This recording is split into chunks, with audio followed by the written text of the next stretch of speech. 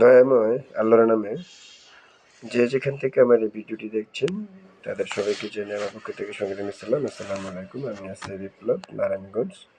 আমি একজন ক্ষুদ্র মানুষ, ক্ষুদ্র লেখক। আমি আমার লেখালেখির মাধ্যমে চেষ্টা করি অনেক কিছু শেয়ার করার, তুলে ধরার। তাই আমার পক্ষ থেকে আমি কখনো রাজনীতি পছন্দ করি না, করবও না, এবং রাজনীতিতে যোগদান করার কোনো ইচ্ছে নেই। তবুও স্বপ্নের মতো আমি বলি, যদি কখনো সরকার হই তাহলে আমার পক্ষ থেকে আমি যে কাজগুলো করব সেগুলো হলো, প্রথমেই প্রতিটি জেলা উন্নয়ন করতে হবে, রাস্তাঘাট, গার্মেন্টস, হাসপাতাল, স্কুল, কলেজ দিয়ে। কেননা গ্রাম খালি অথচ শহর বাড়ি। এর কারণ হলো গ্রামের মানুষগুলোই শহরে আসে এই কর্মের জন্য।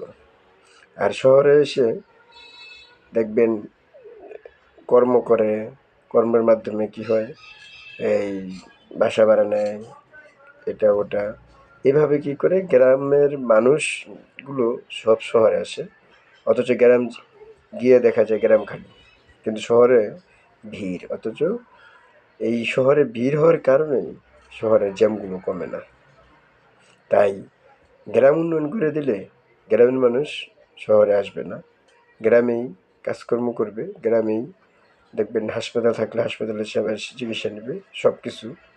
কিন্তু আমরা সেটা না করি, আমরা সব এক জায়গায় এই ব্রিজ সেই ব্রিজ করে দিচ্ছি, কিন্তু তারপরও জ্যাম কমবে না। কারণ ওই যে আমাদের গ্রাম উন্নয়ন করতে হবে। বাংলাদেশের প্রতিটি জেলা উন্নয়ন করে দিতে হবে, তাহলে দেখবেন গ্রামের মানুষগুলো শহরে আসবে না। এরপরে সেটা হলো হাসপাতাল। হাসপাতাল আমি মনে করি প্রত্যেক জেলায় একটি করে মেডিকেল হাসপাতাল, এবং হাসপাতালগুলোতে কি বলে এটারে, সরকারি লোক দ্বারা পরিচালনা করতে হবে, বিশেষ করে সেনাবাহিনী। কারণ হাসপাতালে প্রচুর দুর্নীতি হয়ে থাকে, বিশেষ করে দালাল চক্র, তারপরে আপনার এই ওই পরীক্ষা, ডাক্তারদের ভিজিট, এগুলো নির্ধারণ করে দিতে হবে। তাহলে একটা দিক সাইড ভালো হবে, কারণ বর্তমানে প্রচুর মানুষ হাসপাতালে একটা ভোগান্তির শিকার হয়, যেটা আমরা বারবার দেখি, লক্ষ্য করি। তাই হাসপাতাল উন্নয়ন করতে হবে। আমাদের নারায়ণগঞ্জ বলেন বা বাংলাদেশের প্রতিটি জেলায় কিন্তু ভালো তেমন কোনো মেডিকেল নেই, কিন্তু উচিত মেডিকেল করে দেয় প্রত্যেক জেলায় একটি করে। এই ঢাকা এক মেডিকেলে চাপ আর কত সইবে, সব এইখানেই আসে।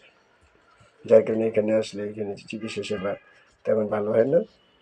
এই বলতে গেলে হাসপাতালে যারা যায় রোগী হয়ে বাসায় ফিরে লাশ হয়ে। এরপর শিক্ষা ব্যবস্থার উন্নয়ন করতে হবে, কারণ শিক্ষা ব্যবস্থায় আজকাল দেখা যায়, আমরা ছোটোবেলা যখন লেখাপড়া করেছি তখন এক ক্লাসে পাশ করলে আরেক ক্লাসে উঠে যেতাম, কিন্তু এখন এটাকে ব্যবসা বানিয়ে ফেলছে। এই এক ক্লাসে পাশ করলে আরেক ক্লাসে গিয়ে ভর্তি হতে হয়, এবং ভর্তি ফি নেয় 10,000, 15,000, যারতে যার পারে। এটা কিন্তু নিয়ম না, এটা একদম ব্যবসা বাণিজ্য বানিয়ে ফেলছে। এই দিকটা আমাদের উন্নয়ন করতে হবে। এরপরে বলবো, অপরাধ কমাতে আইন ব্যবস্থা কঠোর করতে হবে। কেননা আইনের ফাঁকে এর আত্মীয় ওর আত্মীয়, এরা সবাই যত বড় অপরাধী করুক না কেন বের হয়ে যায়। তাই আইনের ব্যবস্থা কঠোর করতে হবে, যেন যেই হোক বিচার ব্যবস্থা উন্নয়নের মাধ্যমে তার অপরাধের যে সাজা হওয়া উচিত।